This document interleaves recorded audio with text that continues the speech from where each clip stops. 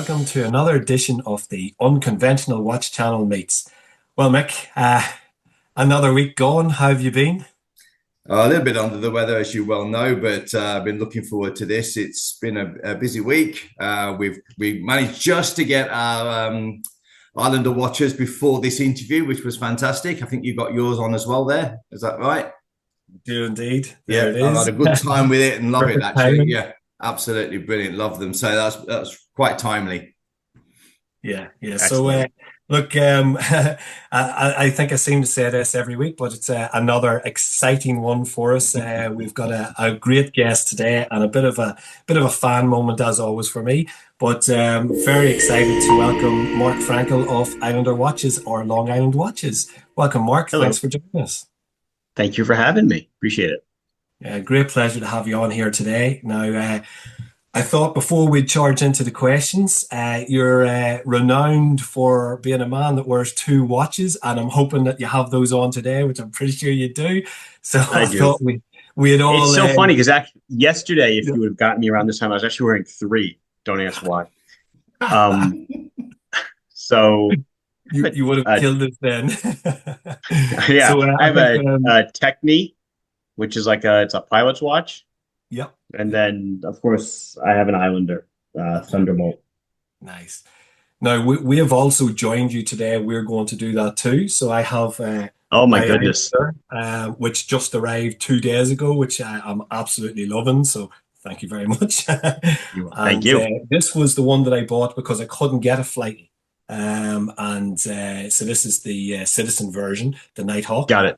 and Yep. yeah, doesn't get as much wrist time, but still a cracking watch. What about you, Yeah, it's Mick? nice. And I've got the Islander Cadola collaboration.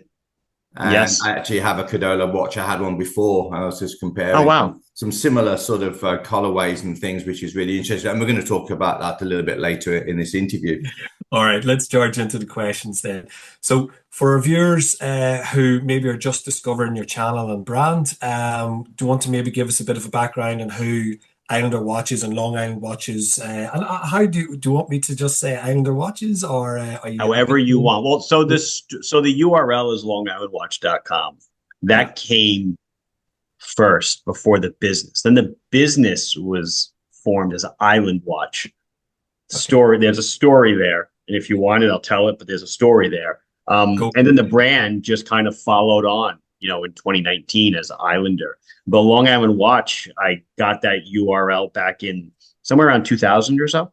I've had it ever since. Launched the website on it in 2001, 2002-ish or so. And yeah, it's been so the story is I'm an engineer by training. However, I did grow up in physical retail. My father owned a hardware store in New York City. So I kind of got my retail, my love of retail from that. I used to love working in the store. I opened the store for him when I went through college on the weekend, so he'd have to come in.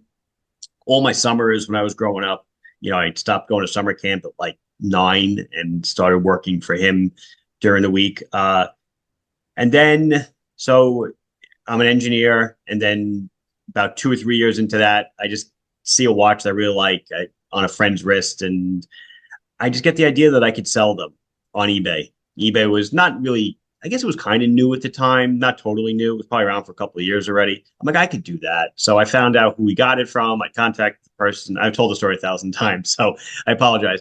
Uh, he said, can I buy 10 of them at a discount? I said, yes. So $70 each for 10 watches, $700. I sold them on eBay, mostly at a profit, some at a loss.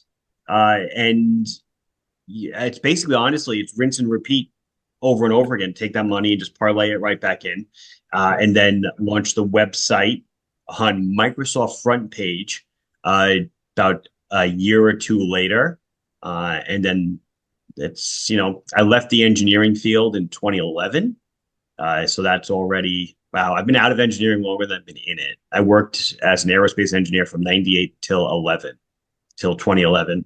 Left that field to run the business full time. But the real reason was to my oldest, who's now in his second year of university, was starting kindergarten.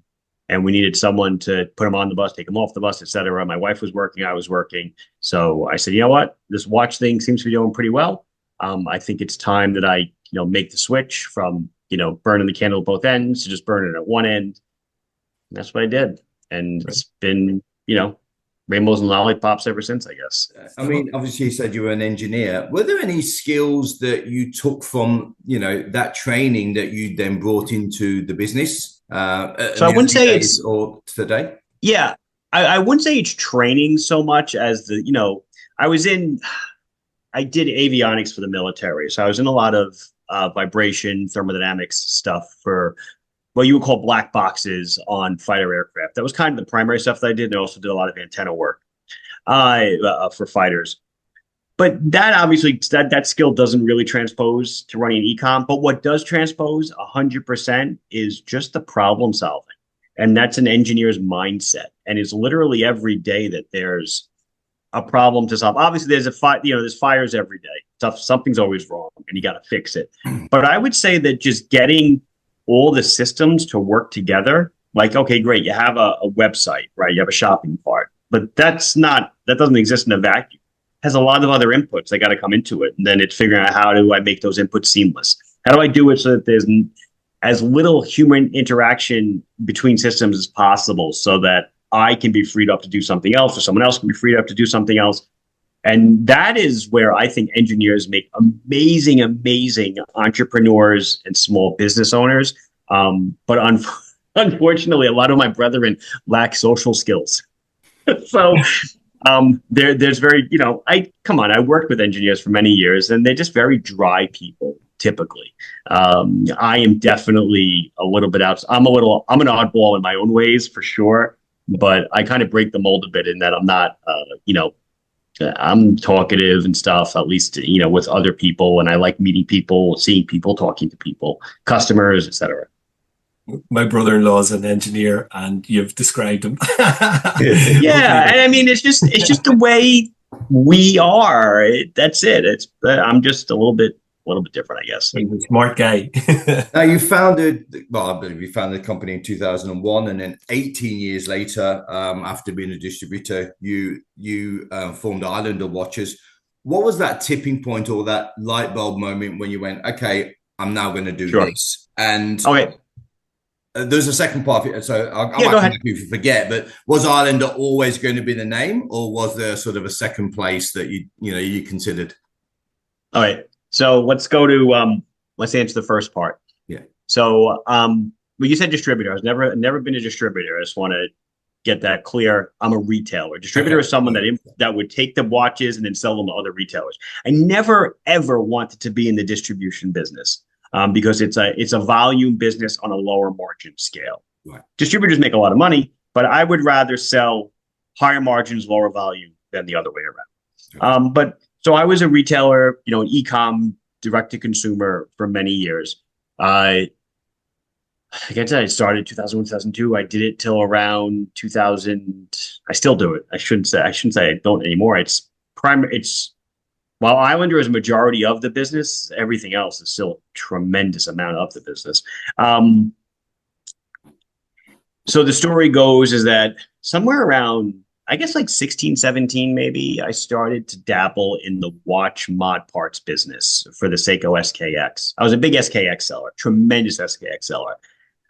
Probably I would gather to say, probably one of the largest in the United States. I'm just going to guess because I was moving like 3,000, 4,000 units a year, some crazy numbers. Wow. And, I've always been on the forums, watch forums, Poor Man's Watch Forum, Time Tech Talk, Time Zone, all these other Watch You Seek, which I'm still on. And I saw what people were doing with their SKXs, crystals, bezels, bezel inserts, bracelets, straps, upgrading them, hand winding, hacking when the 4R came out or the NH came out. And I was like, oh, wait, a lot of people want these parts. I sell the watches, so let's get the parts. I started selling some parts. And then towards 2018 or so, I was like, okay, why don't we sell the parts, have the SKX. How about we do it such that the customer can buy the SKX and pick from all the parts. And then we'll take the parts and we'll build it. We'll do the mod. Well, not me physically. I contracted it out to a watchmaker. And then we'll deliver the customer the watch of their dreams. I want an SKX with an orange lightning bolt second hand, ceramic insert, coin edge bezel, and a dome sapphire crystal, and a bracelet. And we would kit all the parts, send them, and it was a cool business. It was called Your Watch Your Way. But it really didn't make any money. It was more of a pain in the butt. But what it was more of a genesis into what a peek into what the whole mod community is like. And then the way the story really goes is that in 2019, in like April, I was in Basel and I got word officially that the SKX was being sunsetted 100%, no bones about it. The person that at Seiko that literally made the decision to cut the line told me flat out. She said, "Yeah, that watch is no more." And I was like, "Oh my God." I was really like, wow, I'm finished. What the hell am I going to do? How am I going to fill this? It wasn't a profit hole. It was a revenue hole. And it was it's a doorbuster. It's what people come to the store for. They come to see it and then maybe they buy something else, but it was a traffic driver. And then I was staying in Zurich. So the train ride from Basel to Zurich was a little over an hour, I think. And I just had it in my mind. I'm like, this person that I'm dealing with that sells all these mod parts, they sell the cases, they sell everything. Maybe they just build me the SKX that everybody wants. The SKX everybody wants is sapphire, it's ceramic bezel, it's a good bracelet, it's hand winding and hacking, it's a screw down crown. Because also at that same fateful meeting, Seiko showed me their glimpse into what the Seiko 5 was going to become. That's your SRPD 5 models and stuff, which some of them are still kicking around. But they basically totally demasculated the SKX. They non-diverified it. And I was like, oh my goodness, they left the door like wide open. And that was it. I kind of contracted out to build 300 of these Islanders, and we'll get into that in a second. I put up for sale in September of 2019. It sold 300 units in a matter of days. And that was it. I was like, holy crumb. This is definitely the way forward. Because selling your own stuff, obviously the margins are way higher. And then you can just create your own business, create your own brand. Which again, is something I never wanted to do the mass thing of distribution, which I still don't do. But there's something to be said for being a manufacturer of your own items, and you need to steer your own ship. The name, that is a great question. I know where the name was written down. It was literally a yellow Post-it on my desk, and I was just sitting there, and I came up with the name Islander. And it's not some big genesis. It wasn't like a big halo. And I know that I just went to the USPTO, which is the trademark office, and I just typed in Islander for watches and unused, or if it was dead. And I was like, it's Islander. So I wrote it, dated it, took a picture of it because that's what you need, to prove that you had it first. And it was Islander. There was never another name. Never. Yeah. And I mean, obviously, because your logo is the same, isn't it, Mark? There's no big story. It's just the logo. You like blue and white, and everyone looks for hidden meanings in these things. But so the logo is very interesting. I actually had to find out what the hell the logo means because I didn't draw the logo. The logo was drawn by my graphic artist who retired about 3 or 4 years ago. He kind of brought me up through. Older man, lived in Scottsdale.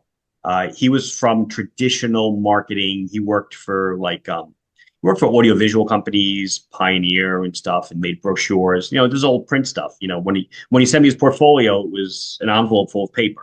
This is how far back we're going. And he was the one that kind of shaped the Long Island watch that you see and the language that we still use today. But he's the one that came up with that one day. He's like, "Oh, I made you a logo." This is when if you guys remember, you know what a favicon is? I don't know how old you are. No. So favicons, when you go to a website and in the URL bar, there's a little icon of the website to the left of the address. That's a favicon. Favicon. And you'll being able to upload those so that when someone's on your website, it would show. And he just had drawn that. And I actually had to reach out to him, a bunch of years back. I said, well, when you drew that, what were you thinking? And he said, that the position of it is arbitrary. It is not pointing to 420. It's actually pointing to 430. but it represented a dial of a watch because it's a watch company, and the blue triangle, the pointer, is you. He's like, you started this company by yourself, and it was all out of your mind, and that kind of represents you, and that was your humble, upbringings. Yeah. That's it. Yeah, That's it. right. The urban myth on the 420. We're not getting into that because we're not Snoop. We're not going to talk about Snoop Dogg. But we all know what that means. I've never even smoked pot in my life. I know it's hard for some people to believe, but nothing. I smoked a cigarette once because my brother made me to make sure I would never do it, and I almost vomited. And that was it. I am very clean cut and boring person. I don't drink, don't do anything else. I work. That's about it. All right, so we'll sort of do a little bit of a pivot towards some of the collaborations that you've done. So you've had some fantastic collaborations over the years. I suppose maybe first part of the question might be how do they come about? How do you set those up? Is it just a phone call with someone? Do you have a relationship with them? And maybe which project was the biggest challenge for you? And finally, I just want to chuck in, what was your favorite one? So let's see. Okay, so a lot of questions. Collaborations. Yeah, collaborations come in two flavors as far as I'm concerned, right? They come from the manufacturer collaboration, and then they come from the creator collaboration. So the first collaboration I ever did was with Spinnaker. Spinnaker reached out to me, just like that Cadola you're wearing, right? They're owned by the same company. I don't think it's a big secret. If you don't know it, now you know it. Spinnaker reached out to me and said, "Hey, Marc, would you like I forgot what model it was. Wow, I don't remember. Might have been a Flus. I don't remember. Like, maybe you'd be interested in having your own colorway. We'll make you like 100 of each, to get 2 of them, and blah, blah, blah." And I was like, nah, blah, blah, blah. The guy behind that whole company, I simply adore. I mean, and he's like, just do it. He's like, just try it once. If it doesn't work for you, fine, but just try it. And I did it. And I was like, and it's cool having your own colorway and having your own branding on the dial, because I've always been a fan from the business sense of sole source. So if you want a Seiko SRP D51, you can just Google it, and you can get, 20 different vendors probably in Australia alone that will sell it to you. But I like stuff that only I've got, Squale. There's only a couple of vendors in the US that sell Squale, Formex, same thing. So when I can get an item that only I sell, Islander, that is like, well, if it's good, it's executed, and it's done well, you have to come to me. Yep. That means I can set the price. And that means if it doesn't work for me, even if brands have pricing structure, I can clear it out if I want to. I can charge whatever I want for it because no one else is going to be offended because no one else sells that model. So I did with Spinnaker for a number of years. We did a bunch of collabs. As far as brand collabs, so I've done Spinnaker, I've done AV8, I've done Cadola, I've done, well, oops, I almost let that one slip. Later. I'm doing, I've got something really cool. I'm doing a collaboration with Duxo, which is a dive watch. It's a mecha quartz driven diver. So it's got this, it's battery powered, but it's got the seconds hand that, not a chrono, just a straight, it's freaking awesome. That I'm really excited about. Hopefully I get that out this year. I have them, I just haven't put them up for sale yet. All those brands. I've been approached by other brands to do collabs, like Formex. Haven't done it yet. I've done Marathon. That was cool. Again, same thing. I'm trying to get a second one going with them. Phoebus, I've done several times. I love what they bring to the table. Same deal. It's like, okay, Marc, we're running a Kraken. You want your own version. Yeah, it's got to buy 100 of them. I said, absolutely. And I made the white dial, which sold out like that. I got another Phoebus collab coming, stone dial faces, So what they were doing, what they're going to release on their end. Like, okay, I see you're not doing and you're not doing I want both of those stones. A cool one we did was with, man, this guy exploded. I saw his channel the other day. Randall, he is Cheap Audio Man. So this is probably the most exciting one for me to do because it's something I'm trying to do. I'm trying to, quote unquote, reach across the aisle and get to creators that are not in the watch space. So he is an audio guy. and we made a record player watch. Oh, It's a record, and he really he leaned into it. We have the grooves in the record. He's got the weight and grams on it. The second hand was a pickup, like a phonographic pickup, and just everything about it.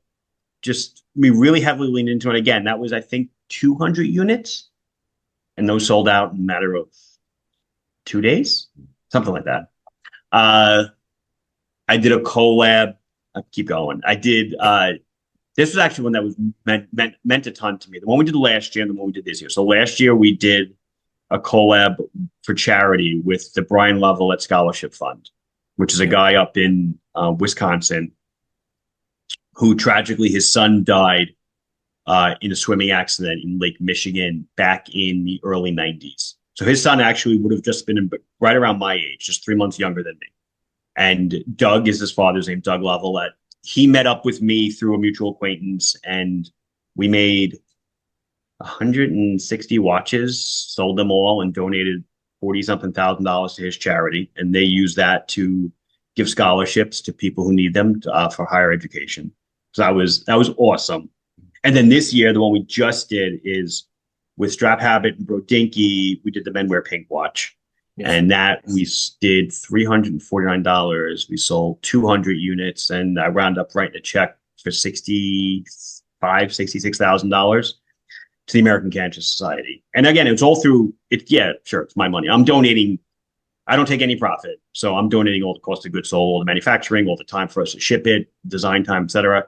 But it's really the people who buy it that believe in me and like the design that we can donate all this money. So it's the power of community. So I really, really, even though those don't make me any money, I really like doing them because it, kind of makes you feel good, and it shows that we can all band together as decent people.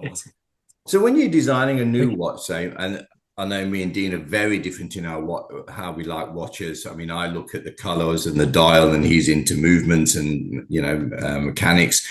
For you, when a new watch is coming to the market, do you put a little bit of extra effort into one aspect of it? Like for you, could it be, look, I've got to be this movement or that dial? Do you kind of look over something with a fine tooth comb that you might not in other areas? I mean, obviously the quality has to be superb across the range, but is there one area you look at the most?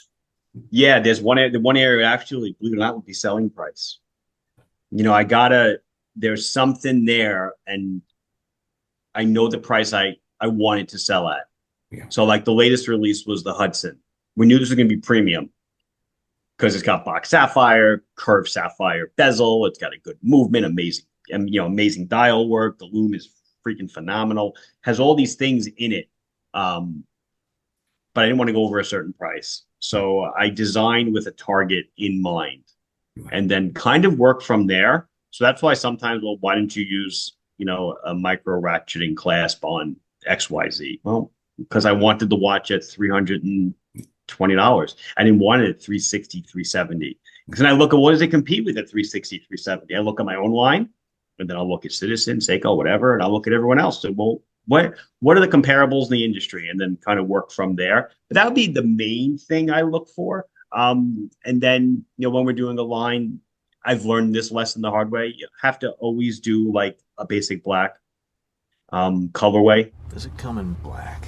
Because typically those are the ones that sell. Very rarely in a watch is there not the black is the best seller. You got to do something in black. That's about it though. Yeah. Yeah. So this one's possibly a little bit controversial, but you've done a few videos on it. You've been very transparent about the impact of the tariffs and how they impact small business over there. I suppose because we're in Australia, so it's a little bit different for us. We don't know a lot about it. Is that something that has calmed down over there, or is it still something that you're really being impacted about? And yeah, we're still impacted. Yeah. So, and it's something that there isn't in a horizon that you see that this could be easing, or no, it doesn't look like that. I mean, I don't know. Who knows? The Supreme Court was supposed to weigh in on something recently, but I kind of stopped following it at this point.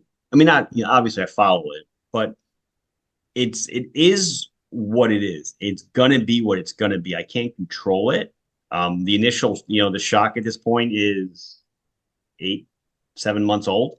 So I'm kind of done with it. There was a rollback of one of the 10% China tariffs. We're working through all those. I have, at this point now, prices definitely have gone up. I'm sure people realize it. You know, when a new model comes back in, it's incrementally going up a little bit. But what's helping is that it's the same for everybody. For micros that ship into the US, they've raised prices. Most of the brands I've dealt with have raised prices, and it's not that they're raising my buying price, they're raising the selling price to allow the US seller to still make margin, which is very important. And the last one to do it actually is Damasco, and that happens on Monday. Finally, because it's just I couldn't really bear it anymore. But it's certainly still there. The European one is, I want to say, almost hurts more than the much higher China one, because the European one is it's hard to explain. It just it puts some watches at such a much higher price point that they're no longer competitive. You know, it puts Laco. Actually, Laco hasn't changed yet. They have to. It's going to put a $400 Flieger up at, 500. And then there's plenty of other options at 500, the Swiss stuff. Oof, that's a tough one. Again, same thing. You're take a Squale, which, I'm working with them, the price increase, this and that. We work together on it. They suck up some, I suck up some. But you look at the price of some Squales now, and you can get a Longines for the same price, because the big Swiss companies don't feel the same impact that the smaller ones do. Okay, so I'm going to ask you to remove your Islander hat for a moment. What watch brand inspires you, or excites you, or in some ways challenges you? Is there a brand that you sometimes look at with a little bit of envy and go, I wish I could be like that? That's a good question. A good freaking question. That's what happens when you don't know the questions. I like it. There's a couple things, So there's a couple of people that, boom, I got it. Brew. Oh yeah. I think what he does, Jonathan and I it's no secret. We have like a bromance. I love him. I think what he does is simply amazing. Truly. He creates watches, but they all have a very, very similar DNA. You could probably look at it and cover up the dial and say, oh, that's probably a Brew, right? Yeah. And yet I own 3 of them. And because they're different enough for me to want them. His eye for design is amazing. His marketing is phenomenal. And he's able to get me, I compare him almost to G-Shock. I own 3 or 4 G-Shocks. Kind of all look the same, but I want them all. So he's able to keep his DNA the same, but deliver a watch that I still want more of. And he gets a decent amount of coin for a watch. Let's be honest, they're, mostly Mecha quartzes, and they're fairly expensive, $400 or $500 for US. For a Mecha quartz watch, bracelets that don't have screws. Here I am denigrating the guy, but it's a crappy two button clasp with almost no micro in it. So, but yet he's able to do this, and very successfully. So yeah, that's a brand that I look at from that standpoint. I'm like, wow, I really, really envy that, and I like what he does. I know he looks at me too, and whether he means it or not, he's like, I love what you do. But that would be a brand that I'm like, wow, they really got it going on. They really got it going on. Gorgeous watches. I'm amazed at a brand like Seiko consistently can deliver watches with tremendous misalignments, and people still want them.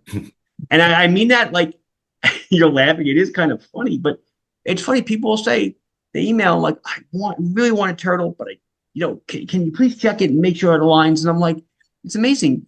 You still want this brand that you realize that they don't have the eye for quality that you do. You really, really want one. You could buy a turtle knockoff, whatever, something that looks just like it from, I don't know, Pagani makes, I'm just naming some other names, and it's probably going to be perfect for a fraction of the price, yet you want that thing Seiko on the dial. Why? So yeah, that to me, that's another kind of amazing thing. Now, this is a question that we ask every time and get some interesting answers. So if there was one legendary timepiece, right from back from the start, that you could retrospectively say this is yours, you designed it, what watch would that be? Would either be the Freak, the US Nardin Freak, or it would be probably from the mechanical engineering aspect, a Patek Perpetual Calendar. I don't care what watch. The movement to me is so amazing that it knows leap years. It never has to be adjusted basically for like 400 years. That to me, I guess that might be the one, because I think that the engineering behind that is so amazing and it was done so long ago that that's probably a watch that I would love to grab one. Absolutely. Yeah, awesome. All right, final question. And I guess sometimes the reason we invite people on, we like a little insight. So looking ahead 12 to 18 months, and you've touched upon it slightly, what do you have in store for your fans that's going to blow them away over that period? What's coming up? Oh, in the Islander brand itself? Yes, in the Islander brand itself. Okay. So near term, let's see what's on the docket. I'm actually slow on the docket. It gets towards the end of the year and we get in a lot of watches, and then I'm like, oh man, there's nothing on the planning phase right now. So inbound now, not sure when they're going to go up for sale this year or next. I have a titanium solar field watch that's been hardness coated. So that's going to be cool. It's again with the ring solar movement that I love so much that's been discontinued, whatever. So that'll be a cool one. I have the Calverton is coming back in three new delicious colors, and the blue is making a return. I have an Annie Digi coming out. A la Breitling Aerospace kind of look to it. That'll be probably early next year. A little more near term, the Brookville, which is our 38 millimeter dress watch. A lot of people call it the Sarvo 33. That's coming back. That's actually almost here. Totally reimagined, new dials, kind of like a parchment paper dial. The pen, the second hand that has like a stylus nib at the tip and stuff. So it looks pretty cool. There's definitely collabs coming out. Those I can't talk about. Yeah. That's it. Unfortunately, I'll get more stuff in the hopper, I promise. We'll be looking out for that. Absolutely. Thank you. Me too. Marc, thanks so much for your time. That was brilliant. I really, really enjoyed it. Thank you. And we're just so happy to have you on here. But we won't take up any more of your time. It's going dark over there now. Okay, well, look, we'll wrap it up here for now anyway. Thank you so much for joining us, Marc. And thanks to everyone for watching the video. We look forward to seeing you all in the next one. Take care. Thank you. Bye. Bye-bye.